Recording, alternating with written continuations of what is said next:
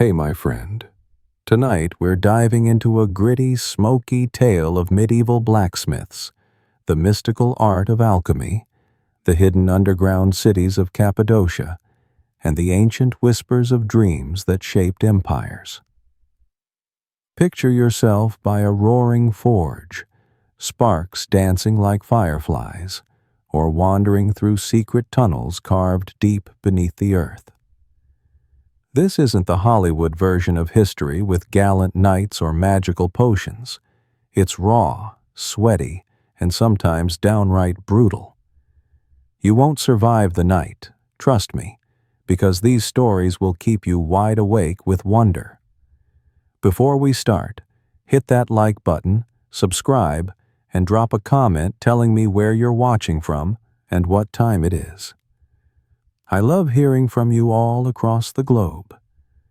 Now, dim the lights, maybe turn on a fan for that soothing hum, and let's step into a world where fire forges steel, secrets hide in stone, and dreams speak the language of gods. Ready?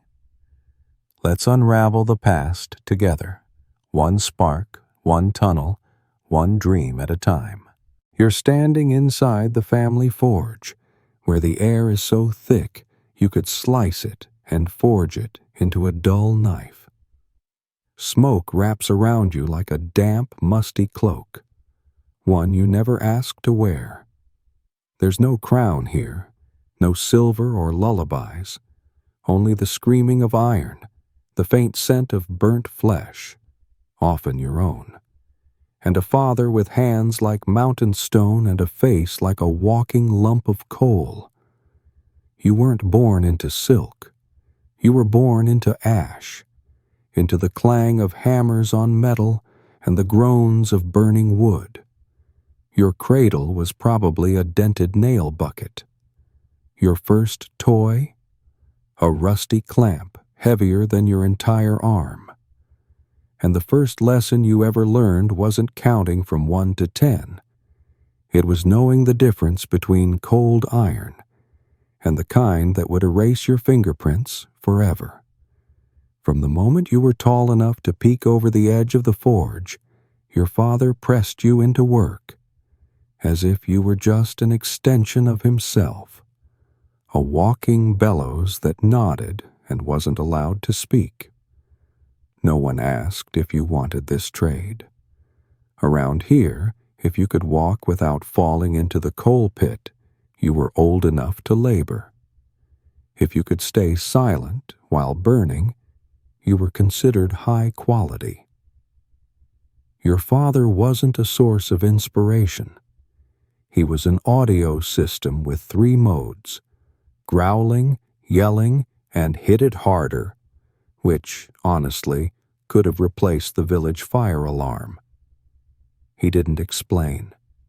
He pointed. He threw tools in your direction, and he expected you to understand, either by miracle or by fear. You learned how to keep the fire alive before you learned how to tie a shoelace. Not that your shoes had laces, they were just 2 burnt pieces of leather held together by hope. You learned to grip tongs with bare hands, learned to dodge flying sparks like a blindfolded dancer in a heavy metal concert. While kids from the next village chased chickens, you were chasing runaway iron pieces off the anvil, hot as the devil and heavy like a medieval debt. Your body didn't grow the usual way. It was reforged, bit by bit. Your arms didn't build muscle like a young knight, but like a 10-year-old boy carrying a 20-pound hammer. Your legs curved like horseshoes from standing for hours on scorched ground. Your eyes were bloodshot, not from sadness, but from smoke and sleep deprivation. You can't remember the last time you had a break. Maybe it was the time you passed out from dehydration and your father called it a lunch nap off shift. Around here, rest is a luxury. ranked alongside fresh meat and customers who actually say thank you. The forge never sleeps, and if it doesn't sleep, neither do you. But the worst part isn't the heat. The worst part is the rhythm of work that never ends. Pull, strike, twist, heat, swing, repeat. It repeats so much that you start to hear the hammer even in your sleep. And when you don't hear it, you jolt awake, terrified, as if the world has skipped a beat without warning. Slowly, you stop thinking of yourself as a boy. You're just a machine now. Another tool, like the anvil, heavy, unfeeling, and no one asks how it feels. You don't play. You don't dream. Every dream was melted down with the first warped piece of iron you ever made. And your father looked at you like you had just dishonored 3 generations of blacksmiths. And still, you're there. Hands stained with soot, heart bound by duty, eyes coated in ash, standing inside the forge like it's the belly of some ancient beast, hot, dark, and always hungry. You think this is the beginning, but really, it's just the welcome. Your childhood didn't float on dream-made balloons or smile-laced kites. It was forged from ash. It breathed smoke, and it walked on calloused feet, dragging themselves across ground as hot as a forge's tongue. While other kids ran barefoot through the grass, you ran. After a water bucket, heavy as a tax evader's conscience, just to pour it down the chute and return, only to be scolded for not pouring enough. Your toys were the kinds of objects others only touched with gloves, whispering protection spells for safety. A long iron clamp, hot as repressed fury, always chose the worst possible moment to slip from your hand. The one time you dropped it, the sound it made echoed like a funeral bell for half a day's peace. Your father said nothing. He just stared. And you swore that within that stare was a 3-hour sermon condensed into one cold shiver. Your playground? It was the plot of land left of the forge, where the ground cracked from heat, and your straw shoes, if still intact, would be cooked from the soles up in just 3 minutes of standing still. One time, you sat down to rest, and immediately shot back up after realizing you'd just roasted your rear like millet on a pan. After that, you never sat to rest again. Breaks? Here, a break meant you hadn't messed something up. Yet. You were your father's apprentice, a term that today would be called underage labor with incredibly bad luck. Each day was a lesson, with no blackboard, no homework, only mumbled orders, searing glares, and the ringing hammer blows that sounded like warnings from the gods. You didn't get paid, but you were compensated with the opportunity to survive until dinner. And honestly, that wasn't such a bad deal, considering there was that one time you nearly took a horseshoe to the face, all because you angled the anvil wrong. Luckily, it just grazed your ear, leaving a light cut and a heavy lesson. Whenever you made a mistake, there was no need for shouting, just the screech of snapping metal, and your father's hand swinging up like lightning. Not to hit you, don't worry, but to fling that horseshoe like he was playing Ring of Death, and you were the moving target. While the other children were out in the fields, drawing with sticks and laughing like they'd never heard of responsibility, you were inside, trying to keep your fingers from becoming fire's next meal. Once, you looked out the window, or rather, the smoke-choked gap pretending to be a window, and saw them chasing each other, smeared in sheep-dung, mouths wide open in laughter. And you, drenched in sweat and soot, felt jealous. Jealous of the stench rising from the pens, because at least it didn't burn skin. You learned not to groan when iron bit your hand, not because you were brave, but because groaning was a waste of time. Groaning meant stopping the hammer. Groaning meant your father turning around and asking, "Still got breath to whine?" And you understood then. If you had enough strength to complain, you had enough to keep swinging. Your hands hardened before your voice ever did. Your back bent before you even knew how to bend a letter. You didn't grow up on milk, but on hot air, cold meals, and the roars of a man who forgot how to say, "I'm proud," without feeling weak. Other kids had lessons. You had experience. They learned math. You learned to count the number of strikes it took to straighten a warped hoe blade. They learned art. You learned to tell the difference between red-hot iron and orange-hot iron, because one is ready to be forged, and the other is ready to roast your skin. One day, a kid had the nerve to call you dirty boy. He had curly hair, a white shirt, and the scent of soap. You? You smelled like sweat, smoke, and something resembling resignation. You didn't answer, not because you were polite, but because you were too tired to care. You didn't play. You didn't dream. Dreams here were a luxury item, only allowed if you ever had free time, which of course never happened.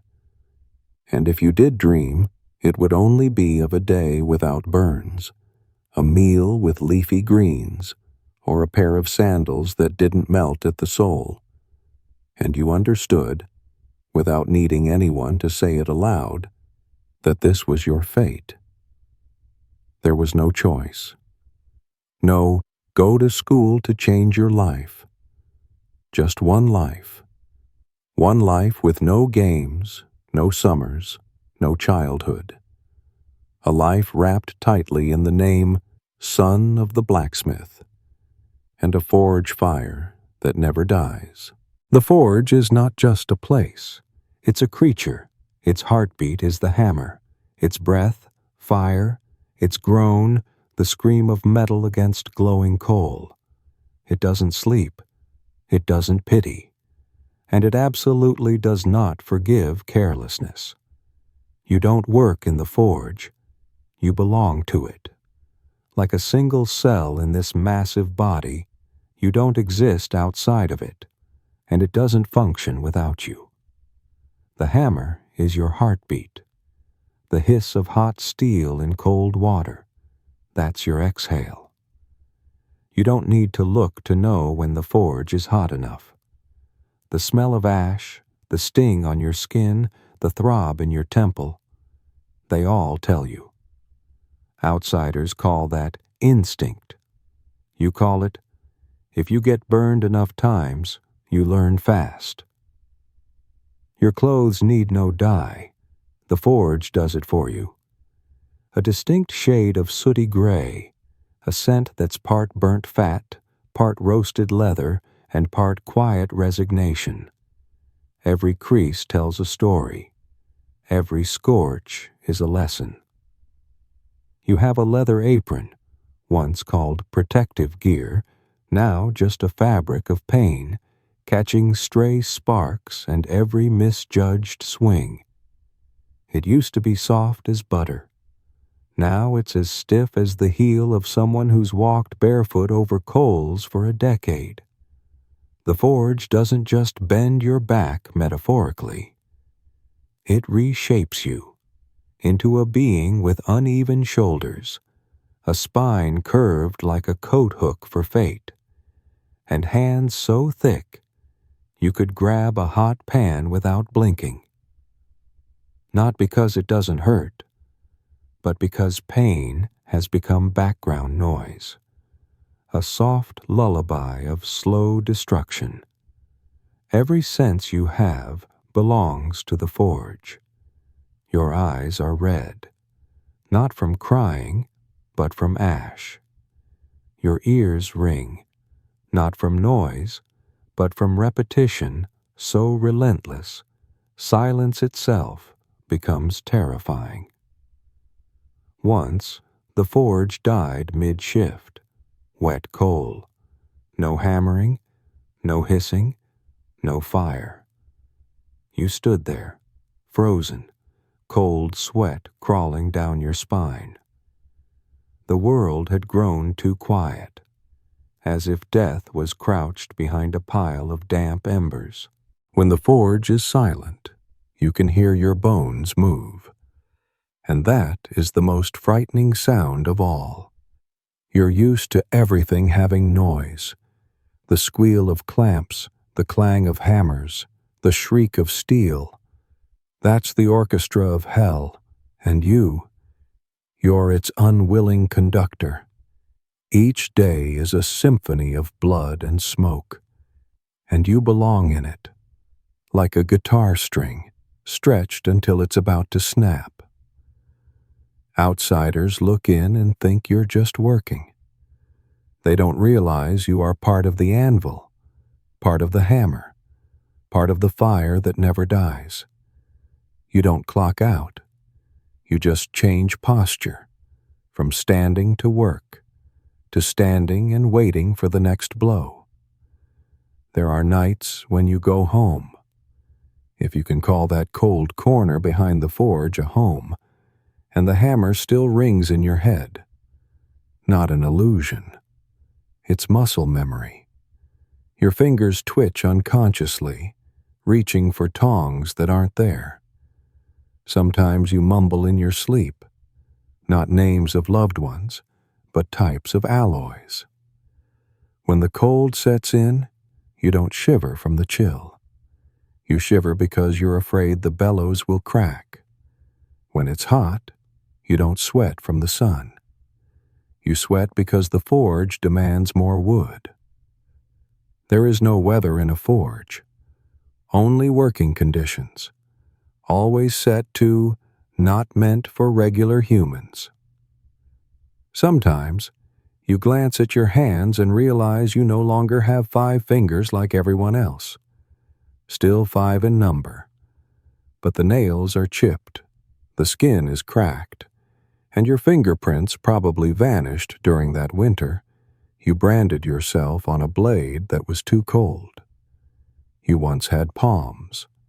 Now you have 2 slabs of scarred hide, rough enough to sharpen knives. And strangely, you've gotten used to it. You no longer feel pain. Or maybe you've traded the ability to feel pain for something else, a terrifying kind of numbness. The forge teaches you how to live without expectation. You don't wait for praise. You don't hope for rewards. All you have is today, 1 hammer, and a to-do list longer than your shadow at sunset. And when you finish, you wipe your face, spit out the ash, and start again. Not for glory, but because, if you don't do it, who will? You've become the forge. You don't remember the last time you laughed, but you remember the first time you forged an axe blade that didn't warp. And somehow, that was enough to keep going. Because in a world that doesn't say thank you, where horses are groomed, but blacksmiths are forgotten, the feeling of completing something useful is the closest thing to love you've ever known. Look at your hands. They're no longer the hands of a child, no trace left of the soft fingers that once clung to your mother's hand. if you even remember what that felt like. Now, they're two dark, cracked, rough slabs of flesh, like half-burnt bark from a dying tree. Every knuckle is a tiny map of mistakes, knife slips, iron bites, metal rods sliding from the tongs and leaving reminders longer than your memory. Calluses cover the skin so thick you once picked up a fallen iron rod from the forge with your bare hands, only realizing later when the scent of cooked meat lingered in the air. Pain is no longer a warning. It's background noise, like the wind outside or the caw of crows at dusk, always there, only noticeable when it goes silent. Your fingernails?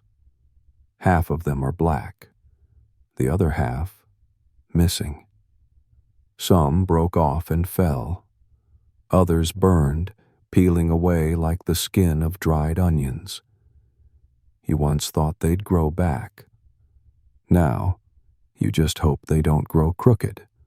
But even misshapen, torn, and far from presentable, hands that would make anyone recoil mid-handshake, these hands still work. You've smashed your fingers so badly you couldn't move them. So, you switched hands. Left hand throbbing? Grab the hammer with your right. Right hand shaking?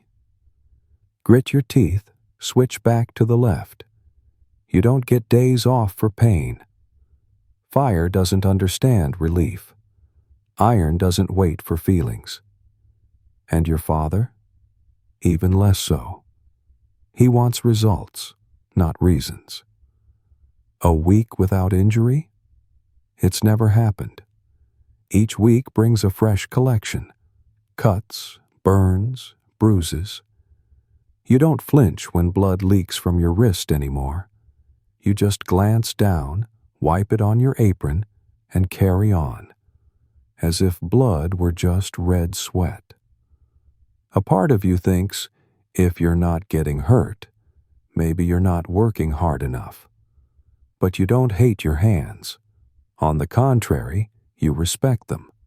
They are tools, companions, proof that you still exist within this fire. Strong, rough, resilient enough to bend heated iron with raw arm pressure.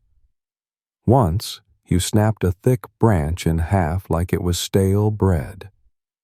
A child saw you and looked at you like you were some kind of monster.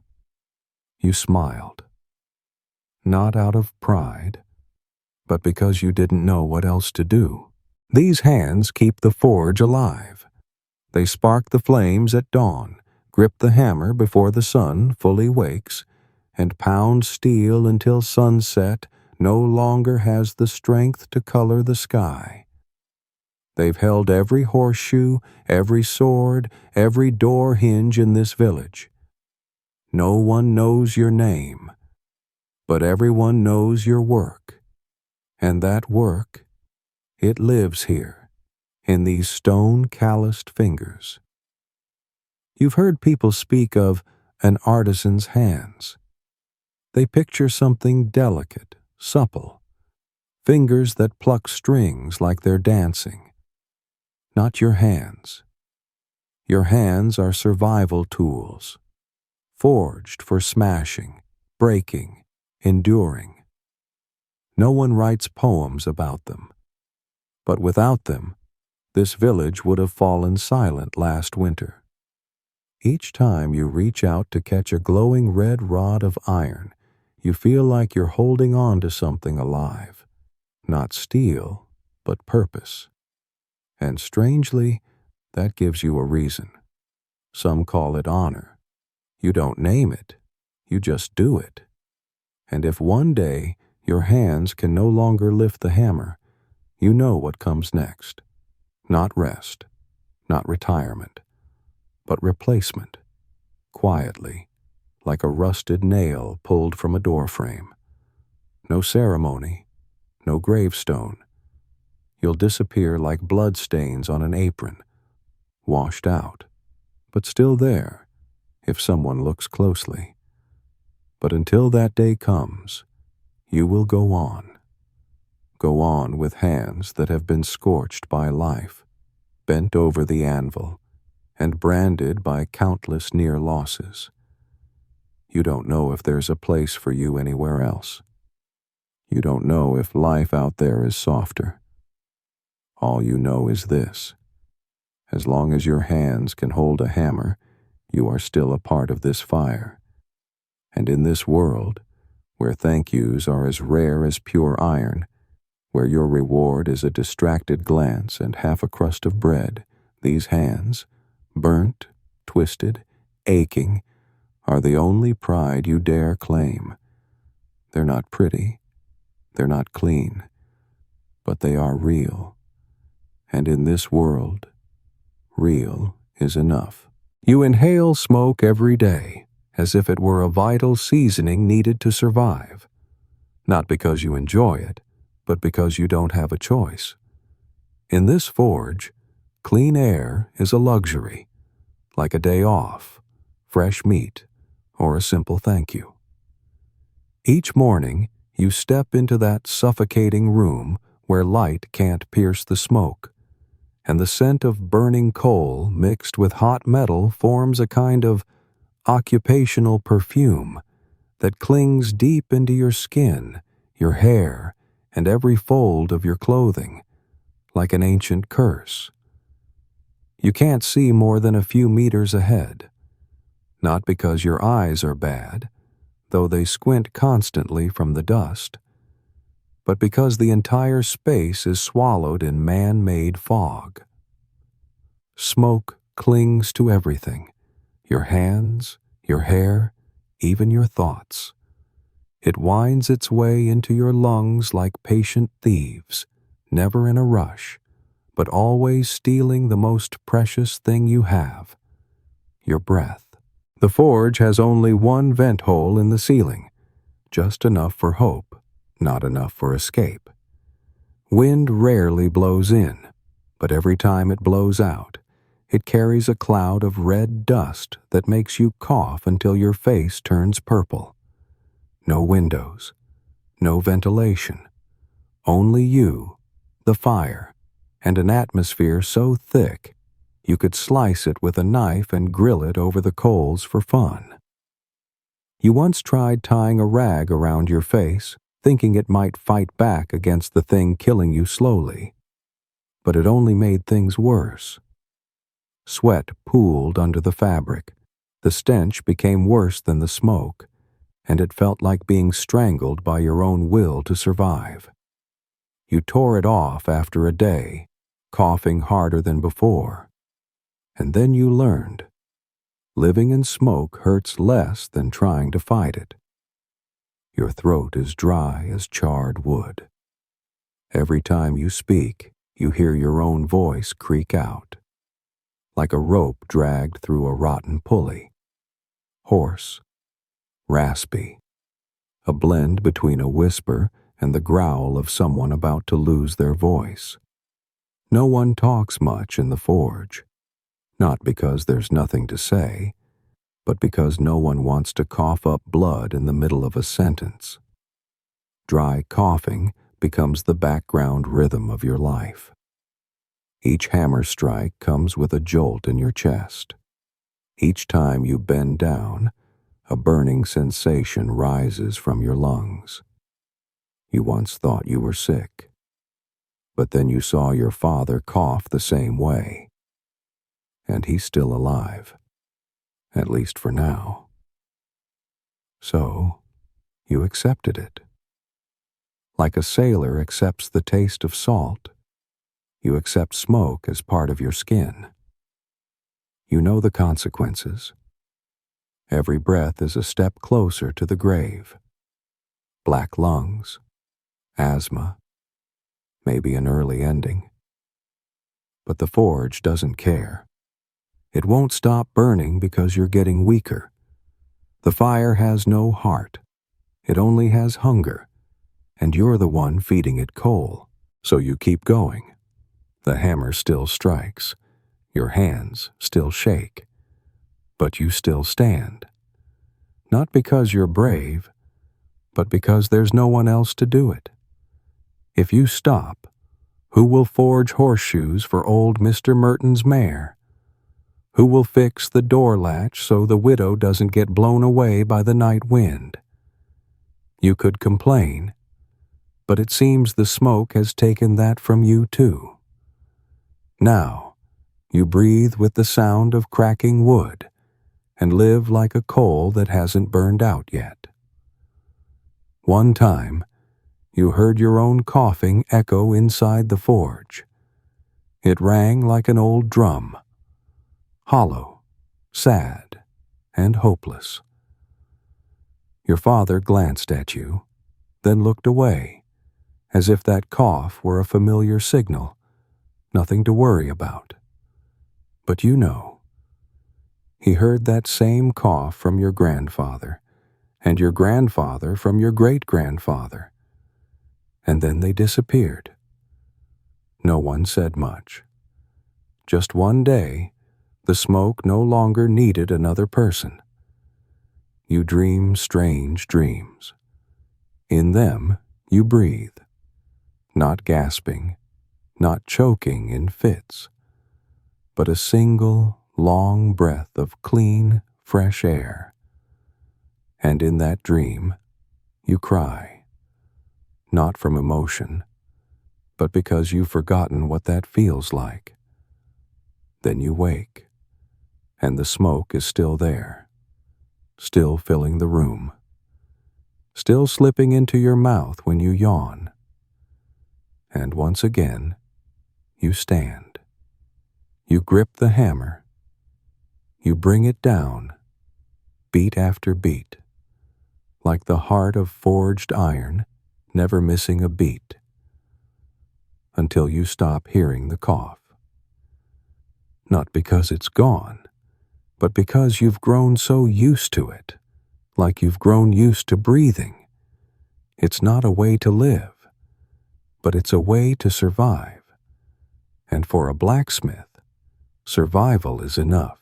Your tools don't rest neatly in a gleaming toolbox, nor do they hang in orderly rows like a Renaissance craftsman's display. No.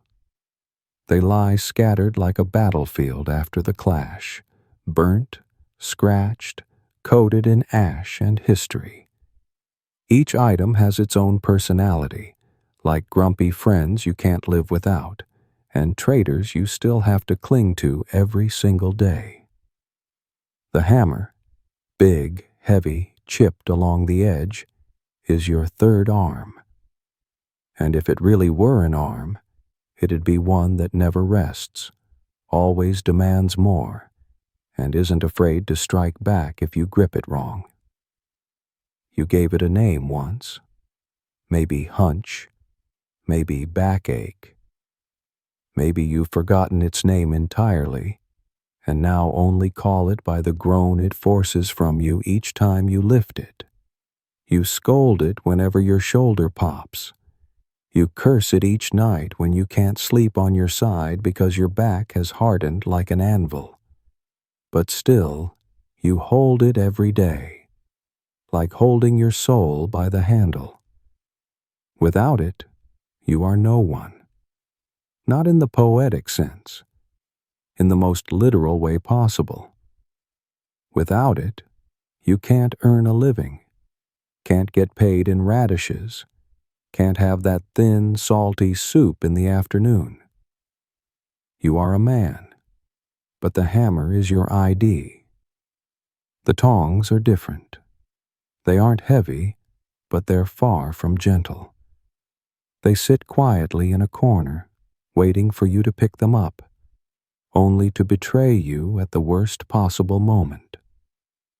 You clamp down on a rod glowing like fire, turn carefully, and it slips, as if it's playing a joke on you, as if it has a tiny soul, just to smirk every time you shout in pain from a burn. You've learned how to hold it with 3 fingers, tilt your wrist slightly, Avoid putting pressure on the spring. You've learned, and it still injures you. It's the lazy teammate in the smithing crew always saying, "I've got this," then letting go. But you still use it because there's no alternative. The world doesn't offer better tongs, just a few old ones, and you pick the least awful. That's also how you choose hope every morning. The chisel, once the sword among your tools, is now merely a suggestion of function. It's so dull, you're never quite sure if you're scraping iron or sanding rust. But you still keep it because it's still usable, meaning not entirely useless.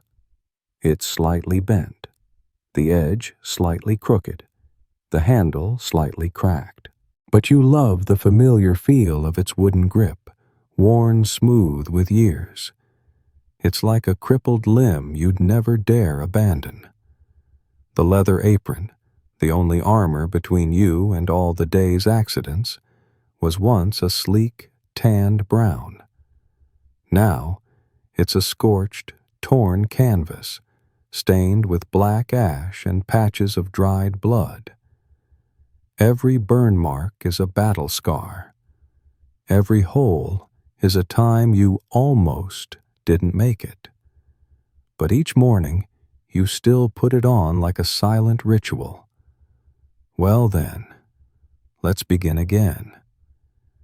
You care for these tools like family, not because someone taught you to, but because if you don't, no one else will. You sharpen the hammer, oil the tong's hinges, wrap twine around the chisel's cracked handle. You line them up each evening, just like your father used to, not for beauty, but to remind yourself that you still have control over something. If one tool breaks, you're finished.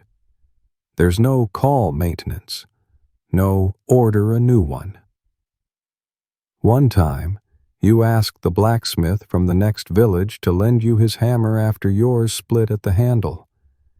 He didn't say no. He just laughed. That's how this world works. You don't like them. They've taken your fingertips, your peaceful nights, every intact nerve you once had. Your shoulder aches because of the hammer. Your hands blister because of the tongs. Your eyes sting because the apron traps the smoke and blocks the breeze. But you also can't completely hate them. You are a blacksmith. But not just that. To the whole village, you're the hero in an apron, wielding tongs instead of a sword, a hammer instead of a crown. There are no cheering crowds, no drums announcing your arrival, just the creak of the forge door and the echo of your hammer, like the reply of a god too tired to speak. A knight needs a sword. You forge a blade as sharp as their ideals, even though you know most of them are swung for show, rarely cutting anything. A farmer breaks his plow.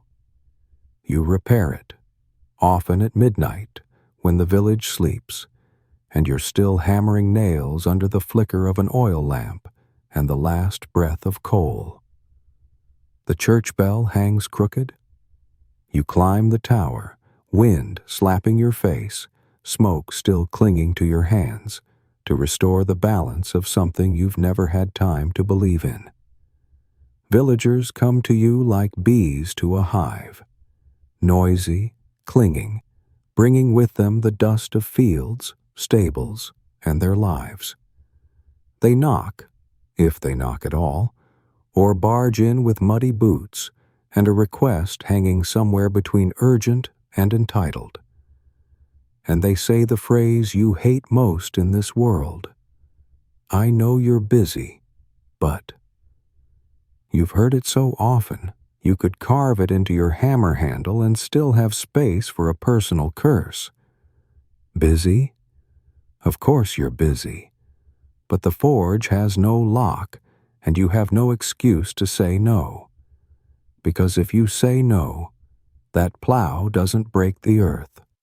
That door won't close, and a child will cry all night because the wind chime no longer rings. You're the one who fixes everything, even the things that were never meant to be yours.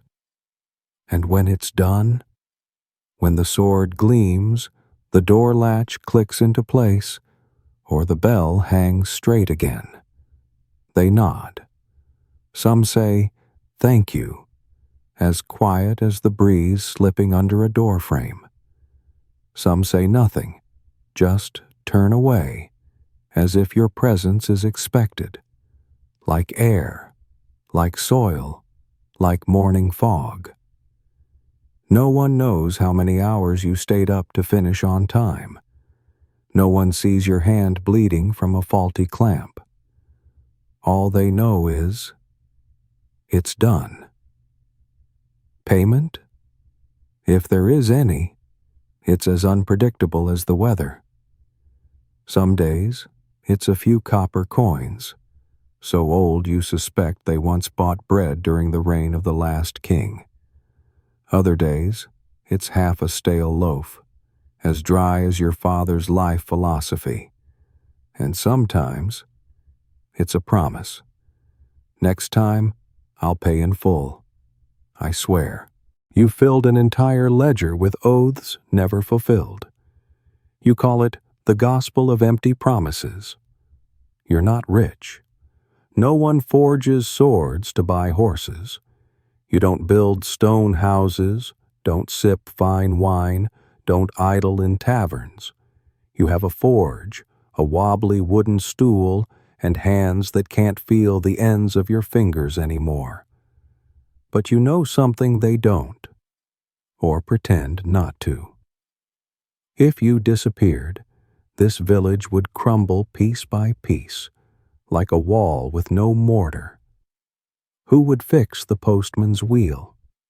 Who would sharpen the scythes for harvest? Who would rehinge the inn's kitchen door when it falls off for the 5th time? Not the knight, not the priest, and certainly not the one asking you to make another key because they lost their 3rd. You are the backbone. No one sings about the backbone, but when it breaks, the whole body collapses. There was a time you stood in the village market, not to buy anything, you had no money, but to deliver a special order, a new set of horseshoes for the stable master. People passed you by, like walking past an unnamed milestone. You heard them talk about grain prices, a cow about to give birth, a thief getting caught. No one said, "That's the man who made those horseshoes." But that night, when you returned home, you saw that horse run, sure-footed, steady, and you didn't need anyone to say anything. The sound of hooves was the thank you never asked for. You don't want medals, you don't need titles, but sometimes, sitting alone in the soot and scorched metal, you wish someone would walk in, not to ask, but to simply ask if you're okay. And then you laugh, not because it's funny, but because it's so far-fetched, you've forgotten the word for it. You're a blacksmith, not a hero, not a lord, but no one else can keep the village running each day. You live in fire, but you are the reason everyone else lives in the light. No one sings your song, but if, one day, every hammer falls silent, and every door refuses to close, maybe, just maybe, someone will remember you. And perhaps that will be enough. War is your friend. It sounds like a twisted joke, but it's the truth. When knights argue, kings rage, or lords flare up in fury. The forge blazes like a miniature sun in the center of the village. The fire doesn't sleep. The hammer doesn't stop. Orders come flooding in. Apprentices shout through the smoke to be heard. And you feel your heart pounding in rhythm with metal striking anvil. Breastplates, long swords, round shields, arrows by the hundreds. People line up, not to place orders, but to beg for a spot on the list. You hammer, you count coins, you swallow cold porridge between breaths. Yes, you're tired, but it feels meaningful. Yes, it hurts, but you're full. And when you collapse into your bed of straw late at night, smoke still clinging to your clothes, your stomach no longer growls. That night, you sleep, truly sleep. You don't love war, you don't sing songs about swords and spears, but in that chaos, you find the one thing the forge craves most: demand. Demand is the forge's oxygen. Without it, every flame goes out. Then peace arrives, soft as mist, cold as stone. One day, no one knocks on your door.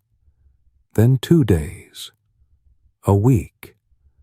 No more frantic hoofbeats. No more apprentices bursting in, breathless, with new orders. Only you, the forge gasping for breath, and a pile of tools looking at you as if to ask, "Are we finished?" No more swords, no more armor, only farmers with dull sickles and tired eyes, not from battle, but from cracked earth. "I only have 3 onions," they say, voice hesitant like beggars at a church step. You nod. At first out of neighborly duty, then because it's all you have left. You forge hinges, fix kettles, patch dented pots, make kebab skewers for the tavern. Small work, trivial work. Work. That doesn't pay the bills. Villagers expect miracles. Tools good as new, priced as if given away. You try to say, "I'll need a little more this time." It took extra effort. They look at you as if you just insulted their ancestors, as if you're a thief, standing in the village square, apron scorched, demanding to rob them with a hammer. You once mended a broken sword with a sleepless night. Now you fix a broken stall lock in 3 strained hours and get paid with 1 egg and the words, "Next time, be quicker." You don't say anything. You just wipe the sweat, bow your head, and keep going. Not because you've surrendered, but because you have nowhere else to go. A forge is not an inn. It doesn't close when there are no guests. It demands, even when no one does. Each morning, you light the fire. Not because there's work, but out of habit. You stack coal, pump the bellows, watch the flame crackle like a dying animal. No one comes. You wipe the hammer, sharpen the tongs, oil the chisel's chipped edge. You rearrange the workbench for the 13th time that month. Not to keep it clean, but to keep yourself from decaying. You start missing the screams of war. Not the screams of people, not the blood. No, you're not mad.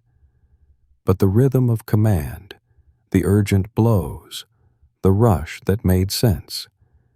Peace, to you, is a hollow shell wrapped in velvet. Looks pretty, but you can't eat it. You don't dare tell anyone that you miss the chaos, not because you want blood, but because it was when you mattered. Peace makes you invisible. When no one needs swords, no one needs you. Some nights you dream of alarm horns, of knights returning to the village, armor torn, weapons broken, trembling hands handing you blades with the words, "Urgent, fix it now." You wake up, sweat on your brow, and then you realize you're smiling. A dry, brittle smile, because you know if that day comes, you'll come alive again.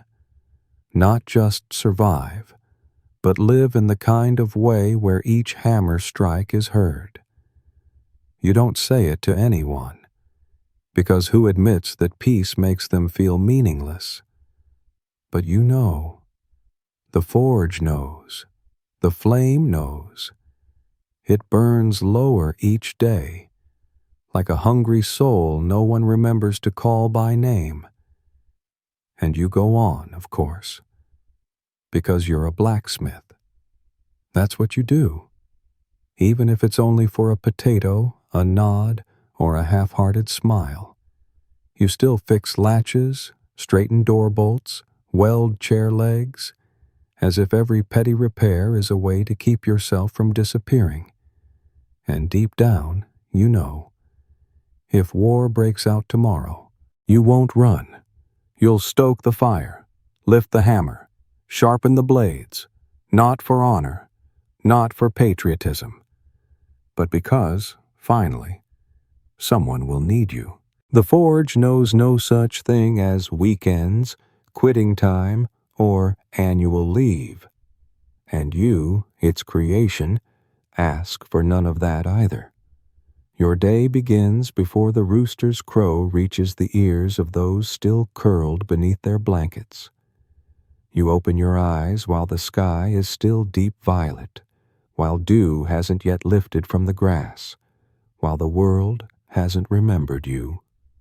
But the fire remembers. The anvil remembers.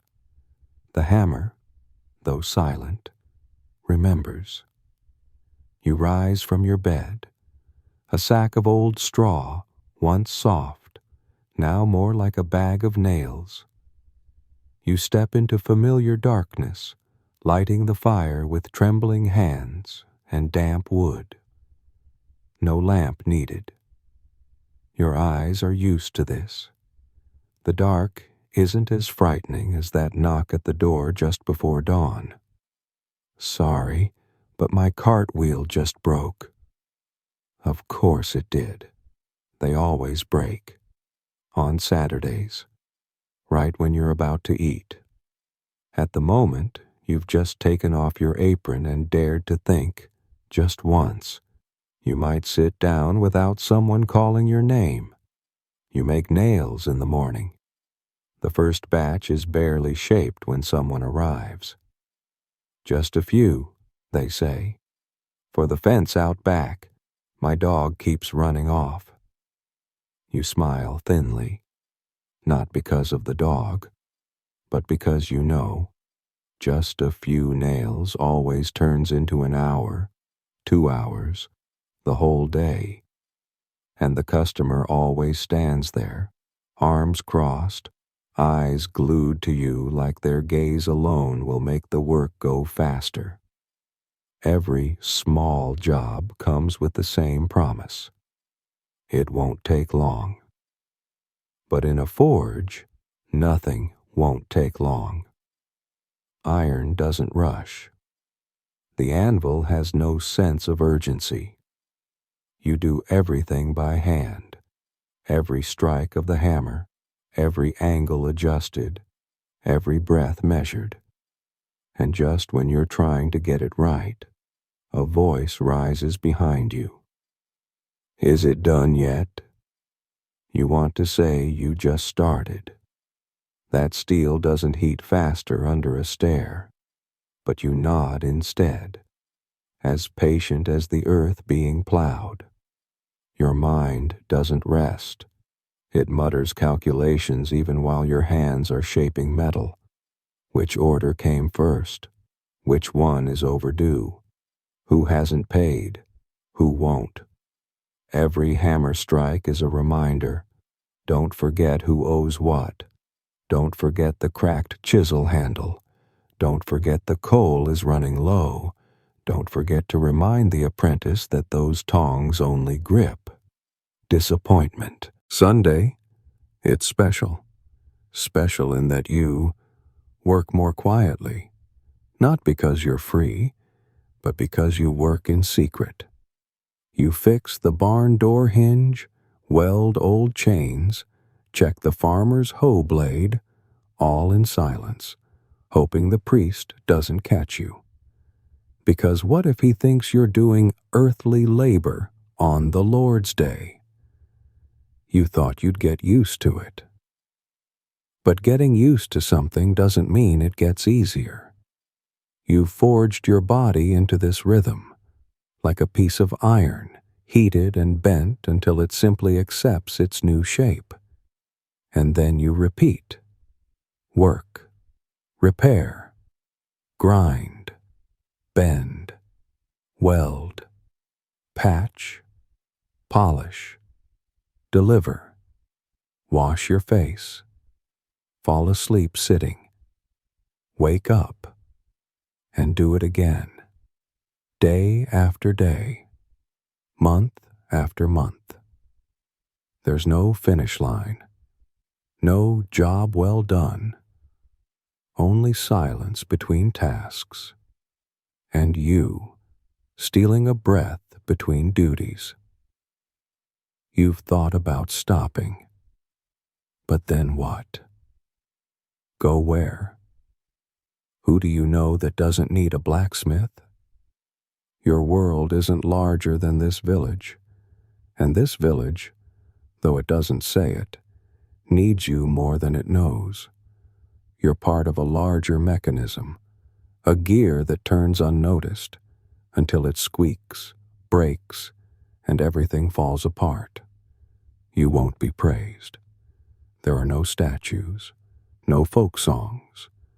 But when the gate won't close, when the axe won't cut, when a horseshoe falls off, they remember you. You keep working, day after day, to the point you no longer know if you're living for the work, or if the work is the only reason you're still alive. You ask yourself, how long until my hands can't lift the hammer? Will I die beside the forge, or in some forgotten dream? But then the question fades, because you hear a knock. A flimsy wooden door rattles in the early morning. Another broken hinge. Another person who needs you. You wipe your hands on the apron, inhale a breath full of ash, and step out to open the door. You think, maybe tomorrow will be different, or maybe not. But right now, as your hand grips that familiar hammer handle, you know one thing. As long as the forge still breathes, so do you. You work like a horse, but eat like a bird. Not because you're not hungry, but because time always runs faster than your mouth can chew. A meal, to you, is an emergency task. No room for enjoyment. A loaf of bread hard as the stones used to build chicken coops. A bowl of soup cold and lifeless. And if Lady Luck smiles, a slice of salted meat so thin, light passes through it. You chew quickly, not because it tastes good, but because the iron is cooling and the customer is waiting. And because you know that might be the last bite you'll get all day. You don't have a dining table. You have a three-legged stool and a corner of the workbench just wide enough to balance your bowl without tipping it into the coal pile. One hand still holds the tongs, the other shields the soup from falling ash. You once tried eating outside for some air, but that time the wind blew away your spoon and your hope. You learned the hard way. In the forge, even breathing deeply is a luxury, let alone savoring. Sleep? Ah, sleep. What others call a reward after a long day is, to you, merely a truce with exhaustion. When the village snores, when the smoke clears and the fire fades, you lower yourself onto a bag of straw, uneven as a topographic map of back pain, and pull up a blanket the color of ash, steeped in the scent of 100 late nights. No pillow, just your coat, folded. And even when you close your eyes, you can still hear the draft whistling through the cracks, the hammer echoing in your mind and your own heartbeat, like the pounding of an anvil that never stops. Your back aches, not in waves, but as a constant background hum, like a faithful apprentice who never leaves. Sometimes you can't even tell if your muscles are twitching from fatigue or simply repeating the same hammer strikes they made all day. Even in dreams, your hands jerk with phantom blows. You don't wake up because the dream ends. You wake because your chest is heavy, your shoulders are sore, and someone is knocking. They always knock just as you've taken your first real breath of sleep. When your eyes haven't even shut fully, the voice comes. "Smith, my horse lost a shoe. Sorry to bother you, but my door won't shut anymore." You sigh, not because they disturbed you, but because you know no one else will help them. You rise, put on your shirt, strap on your apron, rake the coals, relight the fire, as if you never lay down at all, as if sleep were a mistake to be corrected. You live on naps as brief as blinks. Once, you passed out right at the workbench. An hour later, you woke up with a chisel mark across your cheek. You just wiped your sweat and kept going. Not because you're unbreakable, but because if you don't do it, no one will. And if you collapse completely, no one will even know. In your world, eating and sleeping are intermissions, not rewards. They're like the inhale between two hammer swings.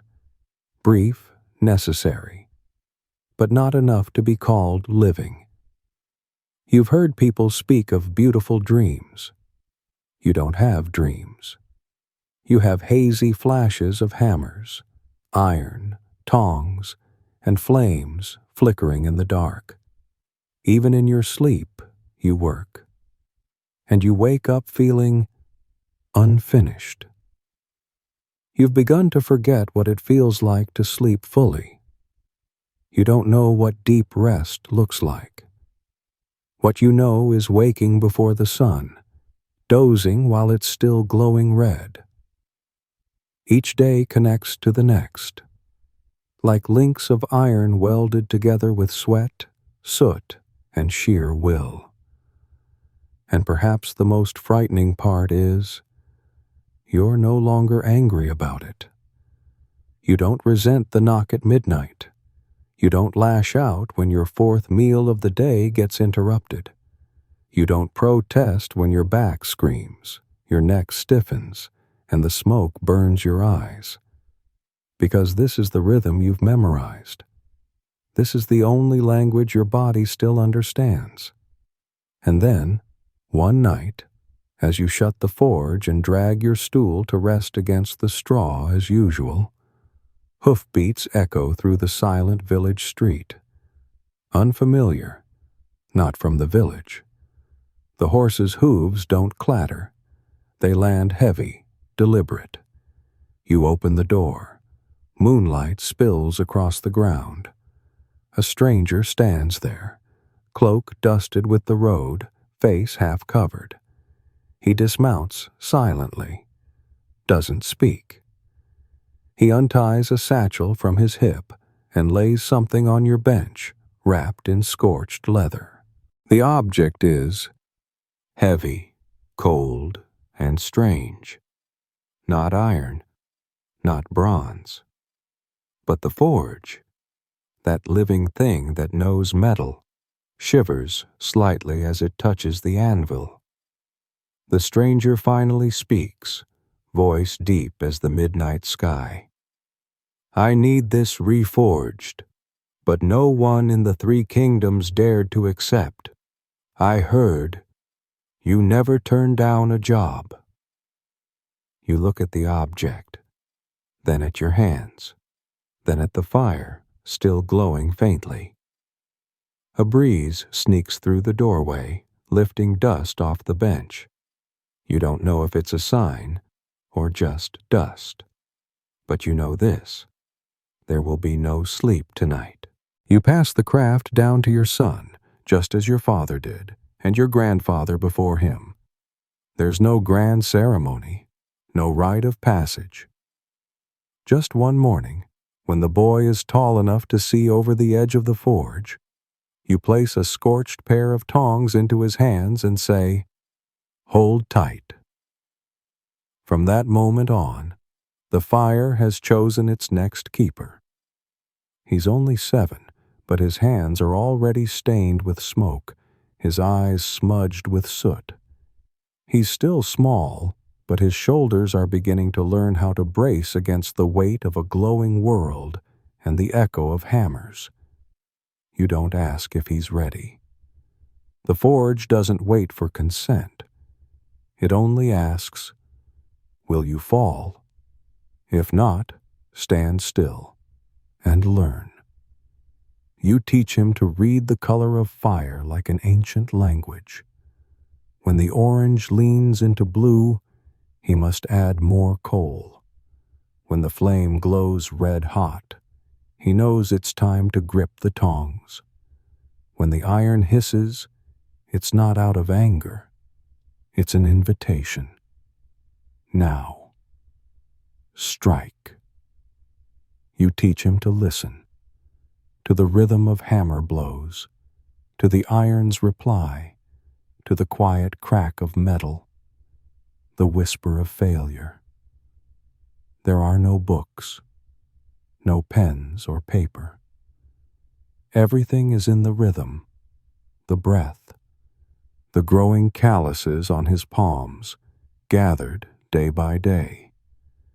Sometimes, when he slumps beside the forge, sweat streaming down his forehead, you tell him stories.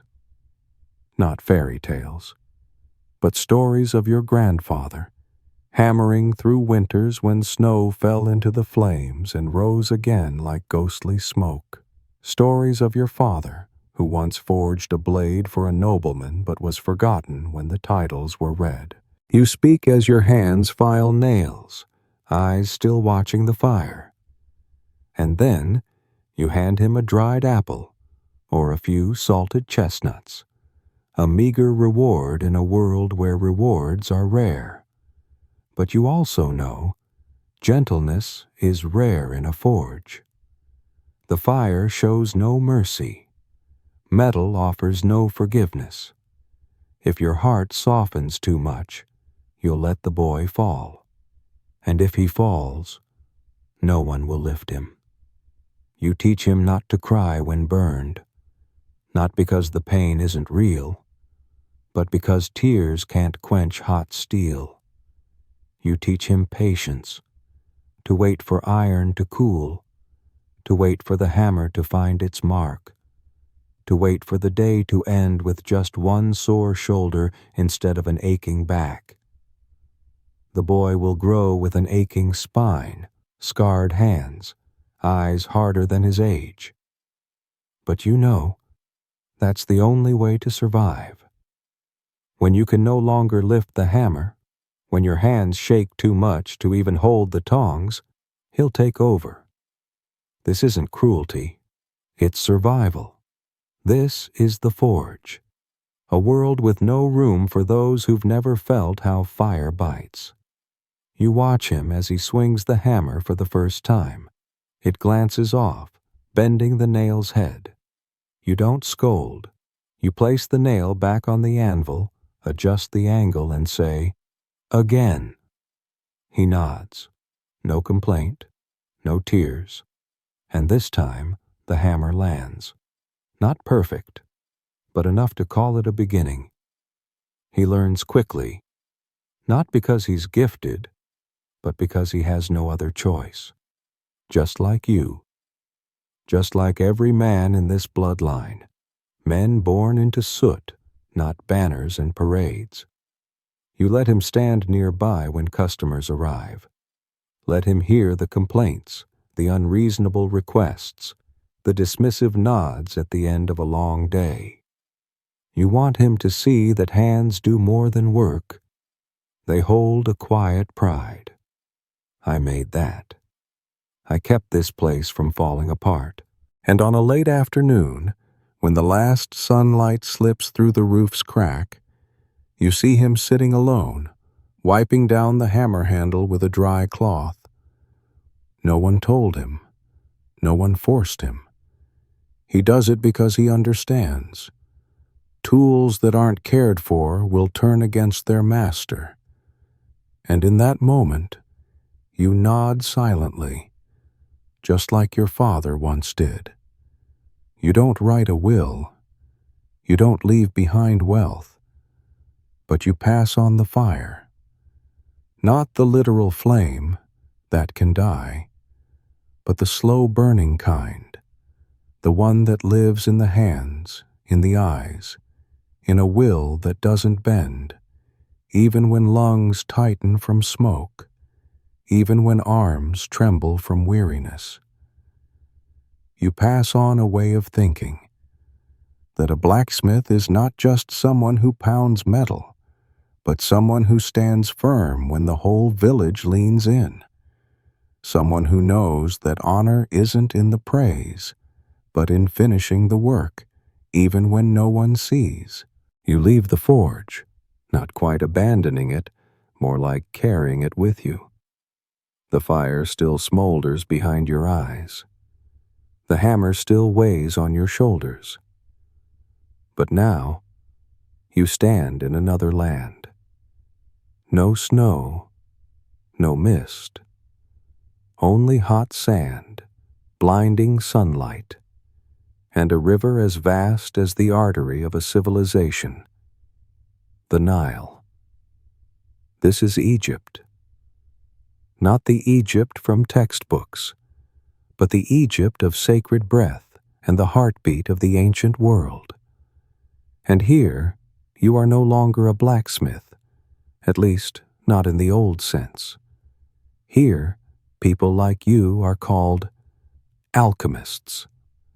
But don't imagine black cloaks, glowing eyes, and vials of swirling smoke. Alchemy doesn't begin in shadowy basements filled with mercury and failed experiments. It begins with earth, black earth. The kind the Egyptians call chemia. The fertile soil lining both banks of the Nile, dark as ink, rich as a dream. Chemia isn't just for planting seeds. To them, it is the symbol of transformation. From sand to harvest. From death to life. From lead to gold. Not in a jar, but in the soul. You walk through the market. The herbalist grinds plants into powder, wrapping them in linen. The baker kneads dough with calloused hands much like yours once were, then bakes it over hot clay ovens. Each person, though they don't call themselves alchemists, is changing the nature of something, from raw material into survival.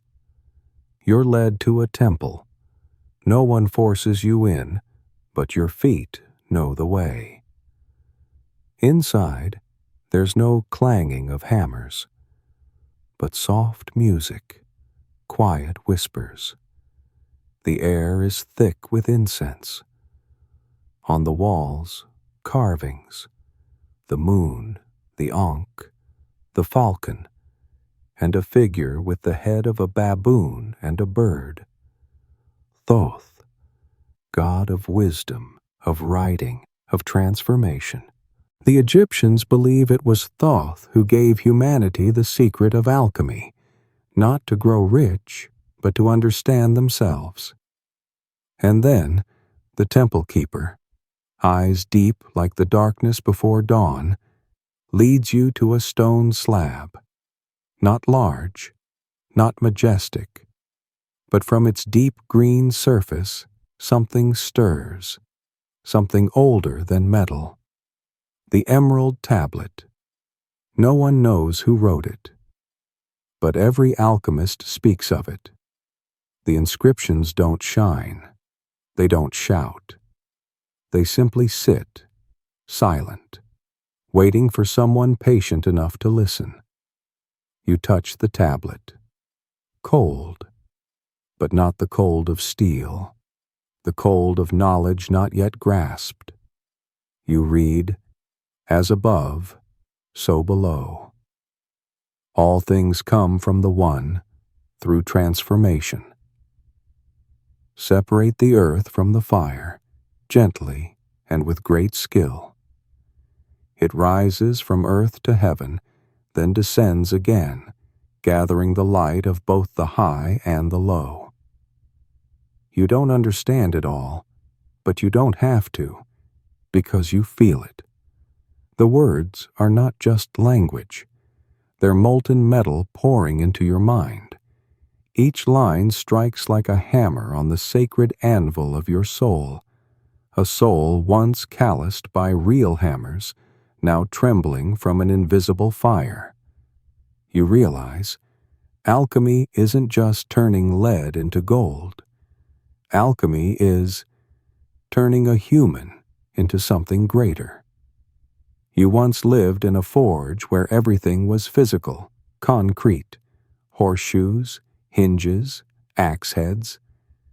But here, Egypt teaches you that every form of forging begins within. Forge the heart, forge the mind, forge patience, not with iron, but with your own soul.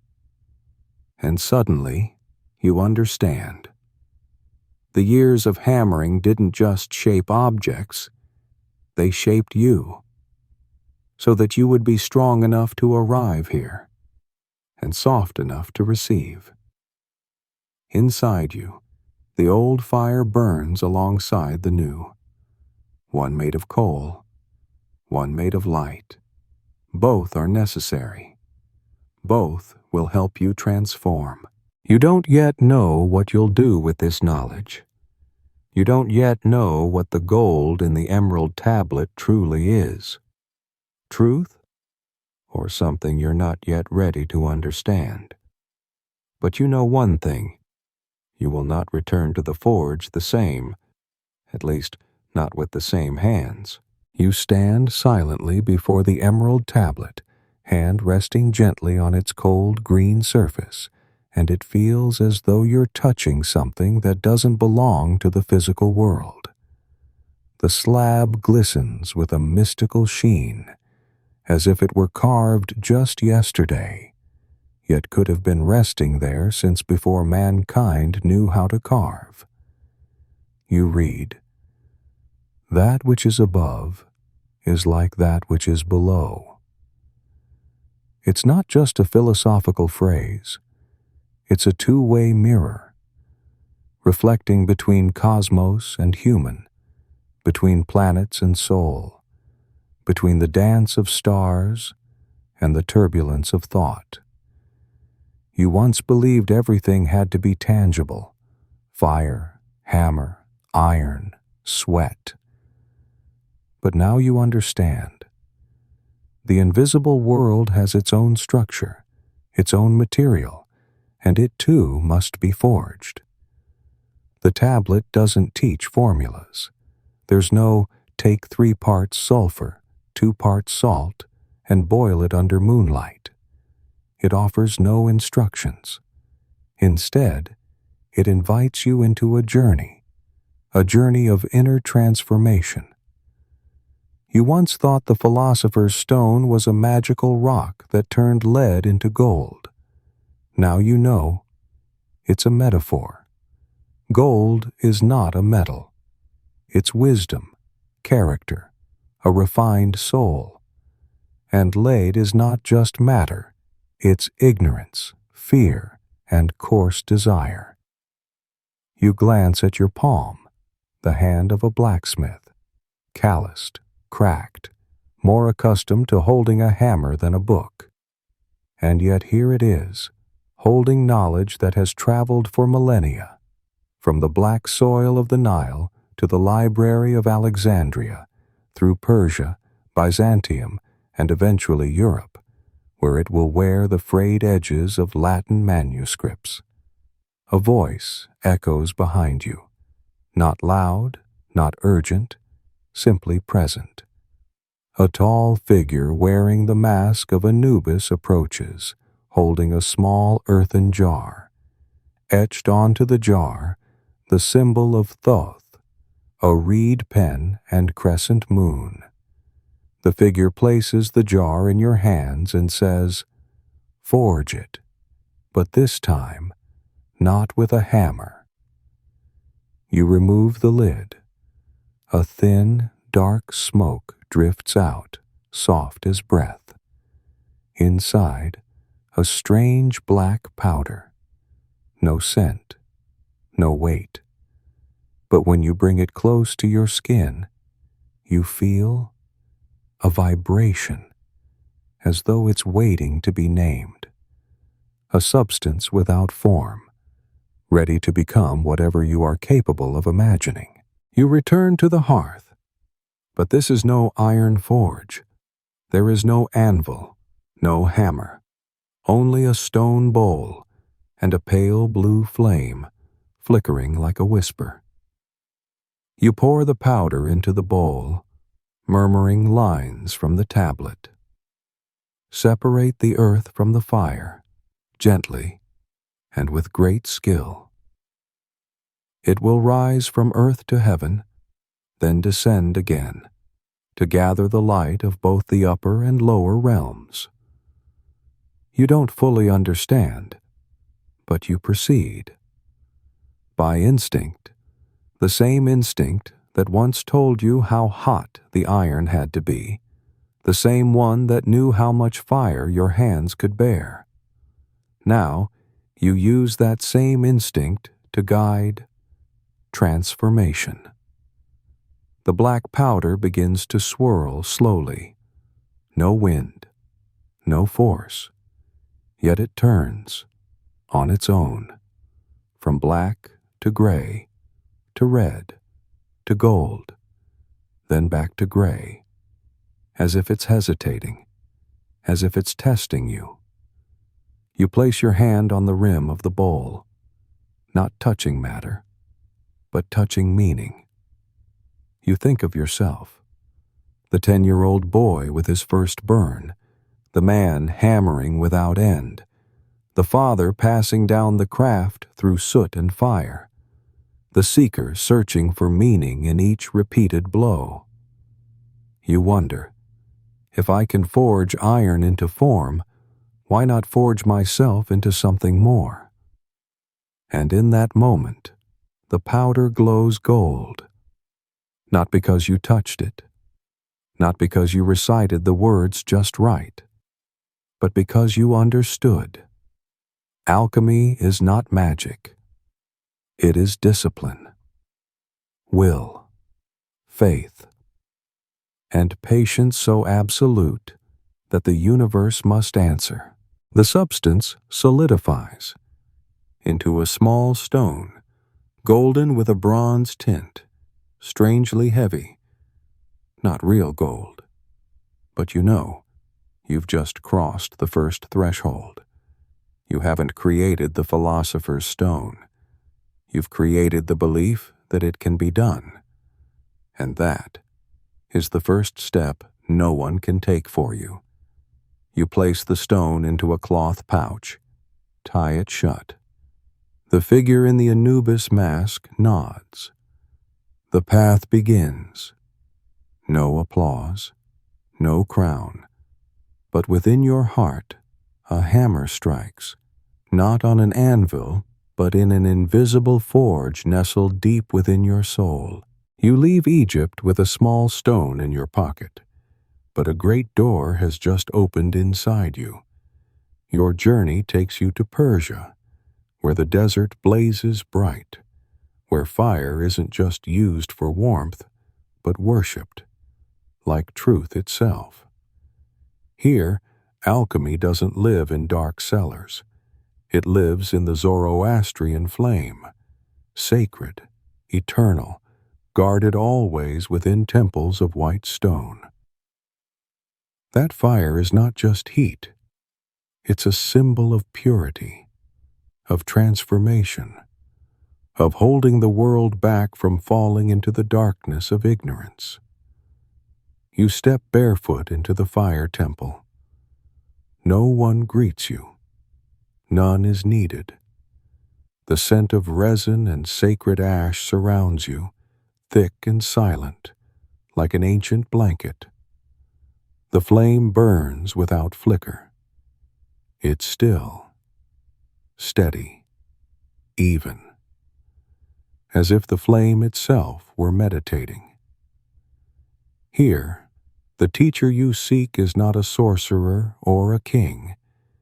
It is Zosimos of Panopolis, no longer alive, but still present, through texts, through dreams, through the strange pull you cannot explain.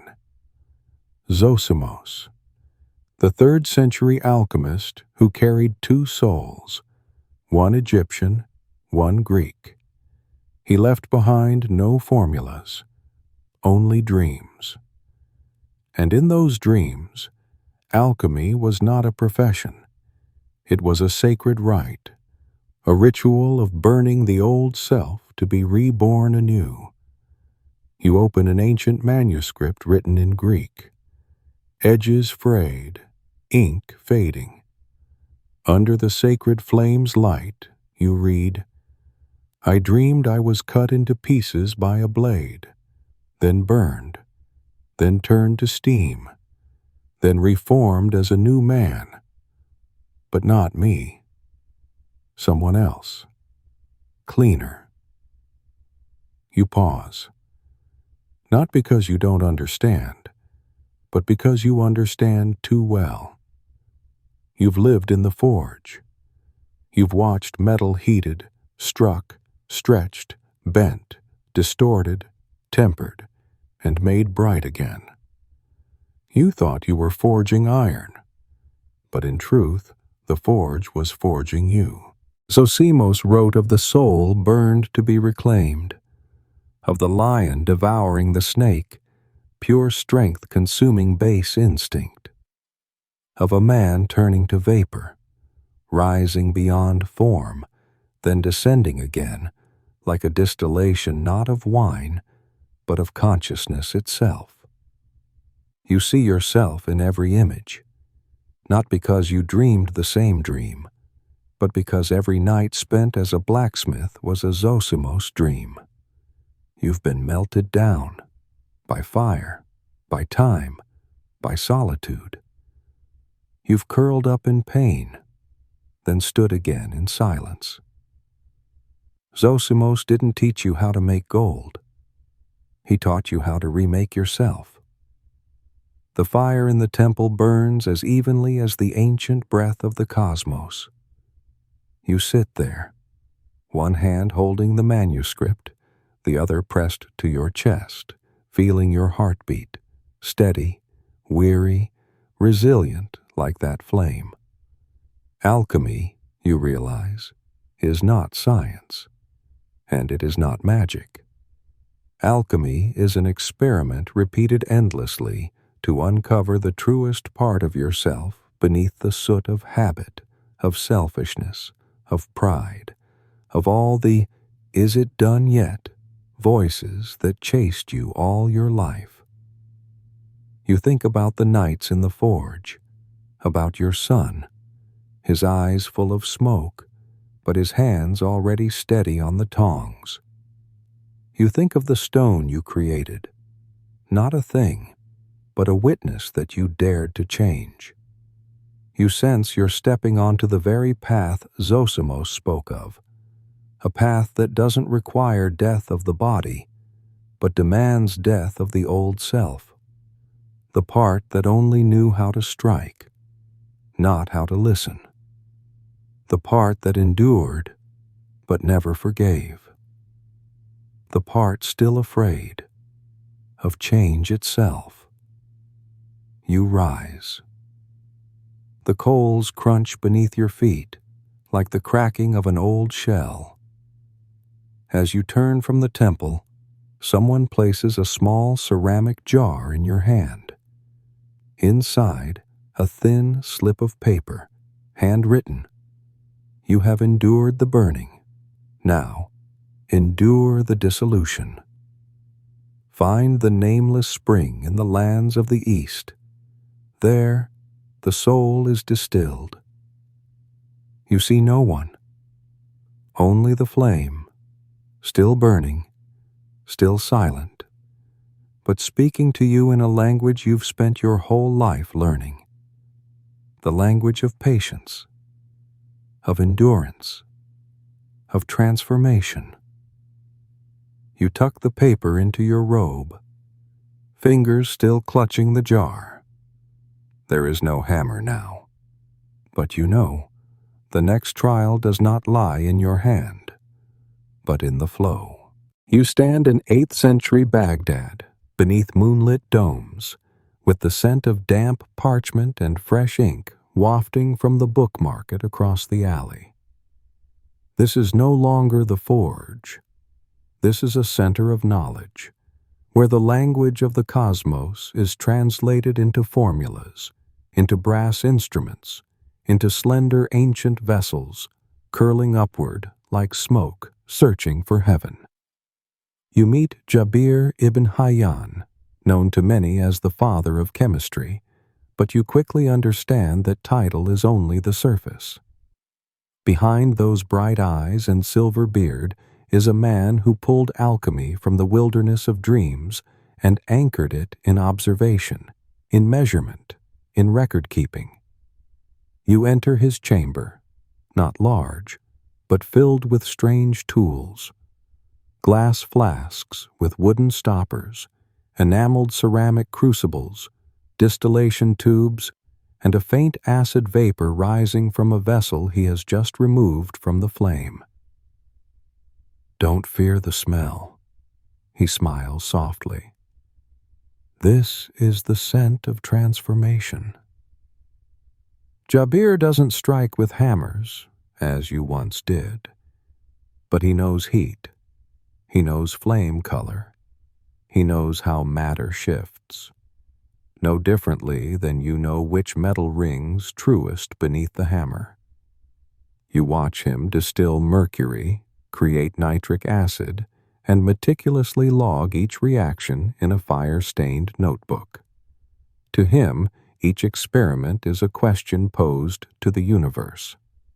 And if the universe responds with crystals, with vapor, with changing color, then that is how it speaks. You are beginning to understand me. You ask, why do you work without pause? Jabir looks at you, and for the first time, his gaze isn't in the room. Because I believe gold is not something to be hoarded in chests, but the final expression of balance. The perfect metal is one that has survived all turmoil. He believes that all matter, from lead to gold, follows an inner journey. And if we learn to guide that process, we not only create gold, we glimpse the true nature of all things. You listen and remember your earliest hammer blows as a boy. No one told you back then that each bar of iron had a life of its own. But now, you know, everything can change, given enough fire, enough will, and enough understanding. Jabir doesn't just create acid. He creates a language of transformation, a language not for flattering kings or writing books, but for opening the door to a world where man is no longer a victim of fate, but the blacksmith of his own soul. His writings aren't like the emerald tablet, short, cryptic. Jabir's writings are structured, step by step, condition by condition, test by test. Alchemy, through him, escapes the labyrinth of symbols and becomes a detailed map. Each page, a fragment of that map. And you are learning to read it. From Baghdad, these texts will travel to Toledo, Cordoba, and later to Florence and Paris, inspiring medieval alchemists, men who chased the dream of turning iron into gold, but laid the foundation of modern chemistry in the process. And you realize, Jabir is not just a scientist.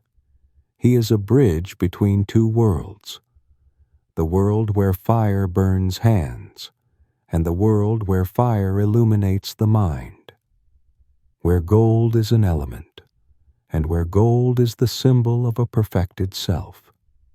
You are no longer just a blacksmith. You are part of a system, a link in a chain of inheritance stretching from the black soil of the Nile, through Persia, into the laboratories of the Renaissance. And you understand, alchemy has not died. It has merely changed form, just like the metal reshaped in the forge. When you leave the laboratory, your hands hold no hammer, no philosopher's stone, but your back is heavier, because now you carry knowledge, not to hoard, but to transform.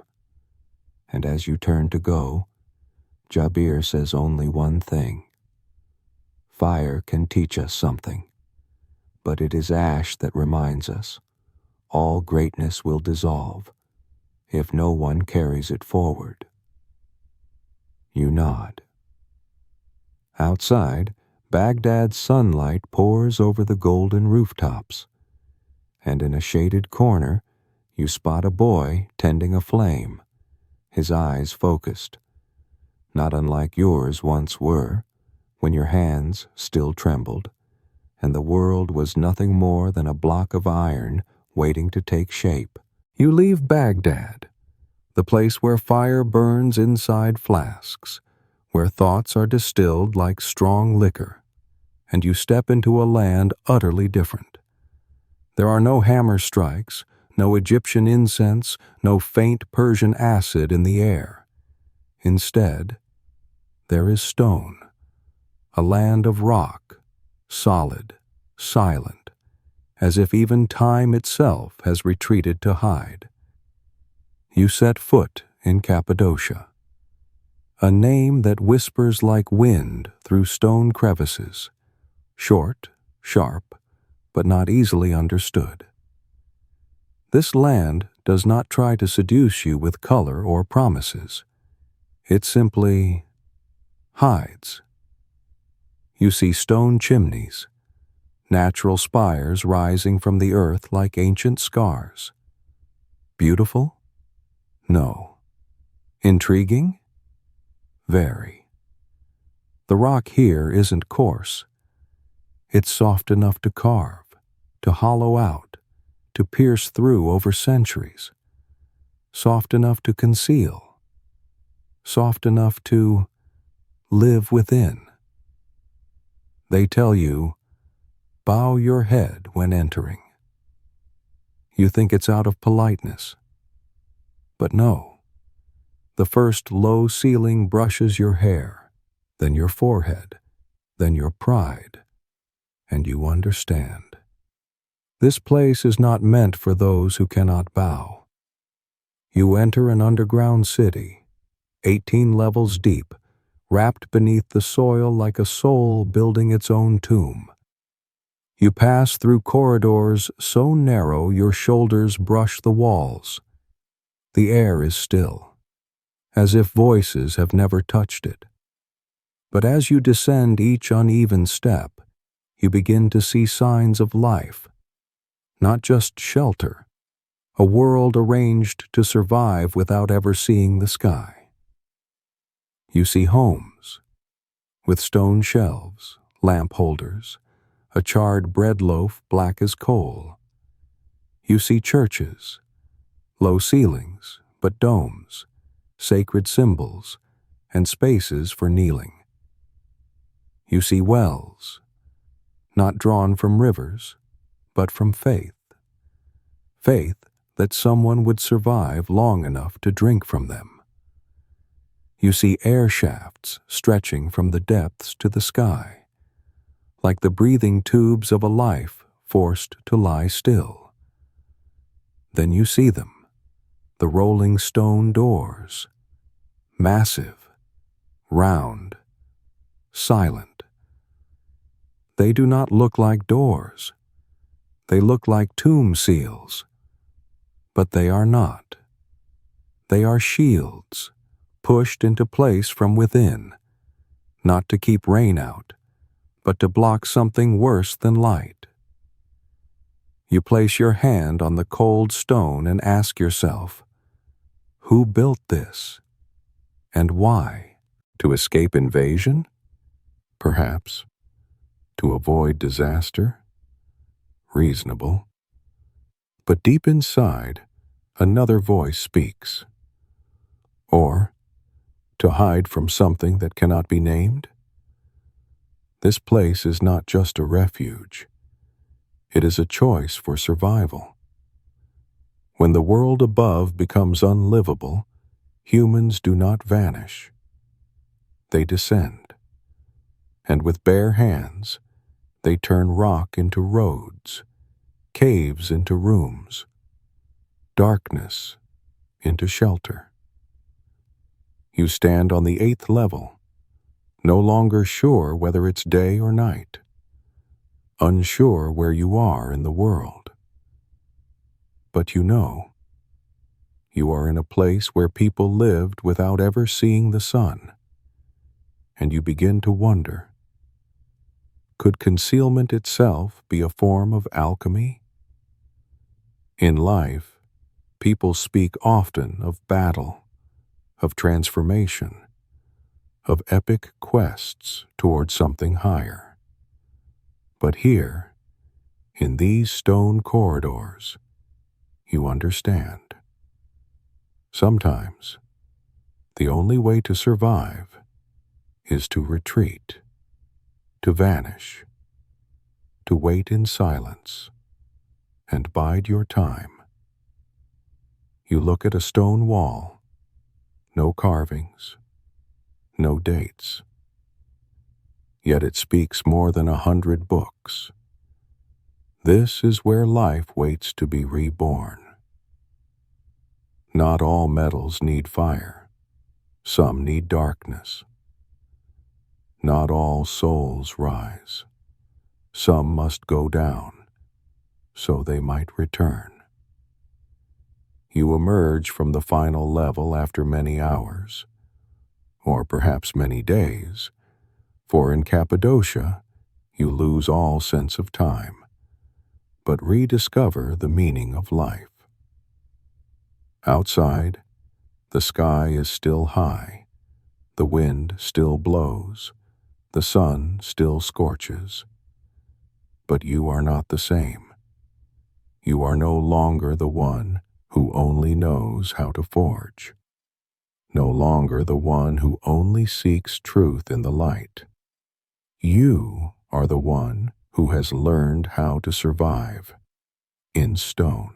You lie on the cold stone floor of an Egyptian temple, your head resting on a thin linen cloth, your chest rising and falling with each faint wisp of sacred incense drifting from a bronze bowl.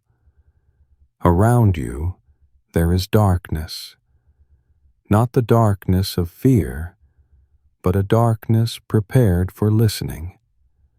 Outside, the sun has sunk beyond the Nile, but within the heart of the temple, dreams have only just begun to rise. The guide tells you, don't try to sleep. Be ready to dream. In ancient Egypt, dreams were not illusions. They were messages, the way the gods, especially Thoth, the god of wisdom and writing, whispered to mortals through voiceless images. You close your eyes. You dream of a snake slithering around your neck, not constricting, just breathing steadily. You dream of a flame burning without consuming anything, glimmering endlessly in the palm of your hand. You see the dead, wearing horned headdresses, standing in a circle around you, not threatening, only silent. And you see a man, a priest, holding a scroll covered in drawn symbols, murmuring chants, his eyes half closed, as if looking not into the dream, but into you.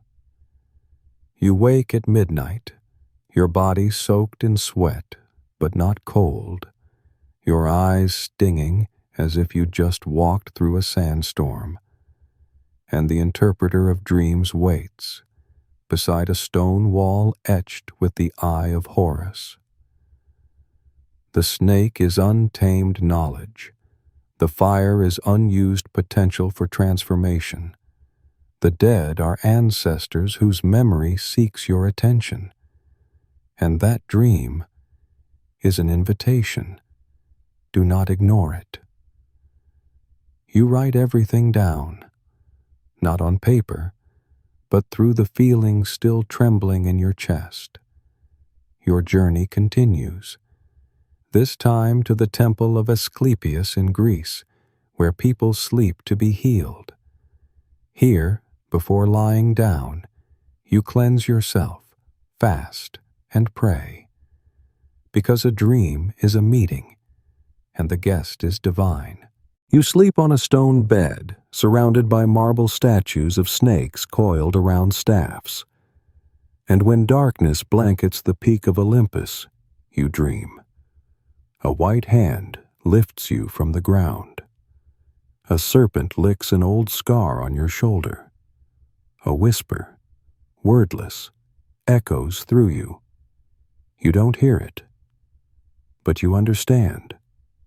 When you awaken, the pain of the old wound has not vanished, but you know it no longer controls you. The Greek healer looks at you and nods. Not everyone dreams of Asclepius. You were not healed, but you were given the power to heal yourself. You leave the temple at dawn, carrying a new kind of agency. Then, you travel to Mesopotamia, where clay tablets from 4,000 years ago recorded dreams as national treasures. Here, people dream, then come to the temple. Dreams here are forecasts, news bulletins from the world that has not yet happened. One person dreams of blood flooding the river. 3 days later, enemy forces invade. Another dreams of a shattered moon, and the crops die prematurely. A king dreams of his temple collapsing. He withdraws from his campaign, and because of that, survives. You listen, then write, not with your hands, but with memory, with reverence. Because here, dreaming is a public service, a way humanity sweeps the future clean through nighttime images. You begin to understand. Dreams are not shattered fragments of consciousness. They are the language of the universe, written in symbols, in sensations, in colors no one can describe. You once believed that metal needed fire to transform. Now, you know. Sometimes, the mind itself must melt within a dream in order to crystallize into something deeper, more precise, like silver settling into the shape of a bar. You sit, after many days of journeying, and write down something you've never said before. Every dream is a forge, but not for forging objects, for forging the self. We don't close our eyes to escape, but to see what waking eyes cannot. If iron needs fire, then the soul needs meaningful darkness. You return to the present, where clocks tick, where phones vibrate, where morning coffee steams. But the footprints you once left in the sands of Egypt, on the stones of Cappadocia, on the steps of Baghdad, have not faded. You open your eyes to the white light of a familiar room, yet your mind still sees the stone chimneys, the emerald tablet, the gaze of Jabir, the Zoroastrian flame, and the mirror that reflected nothing. The blacksmith, the first version of yourself, has not disappeared. He still lives on in every silent worker, the truck driver at 3 a.m., the janitor sweeping while others sleep, the road repairer, the mail carrier. They are not sung about. No statues are built in their name. But they keep the world turning, just like you once held the knight's sword, the hinge for a door, the wheel for a long journey. Alchemy? They say it's dead, replaced by chemistry, by formulas, by controlled reactions. But you know, the spirit of alchemy never left. It merely changed its name. It lives on in neuroscience, in psychotherapy, in philosophy, in the question, who am I? A question no machine has ever truly answered. People are still distilling, not metals, but meaning. People are still searching for gold, not in the soil, but in awareness. The underground city of Cappadocia, silent yet resilient, taught you this. Sometimes, hiding is not weakness, but a profound survival strategy. Not everyone needs the spotlight. There are those who live deep, and because of that, they endure. And dreams? Dreams were never false. You once dreamed of serpents, of fire, of a priest. You once slept in the temple of Asclepius, listened to the whisper of healing. You once saw the future etched into Mesopotamian clay.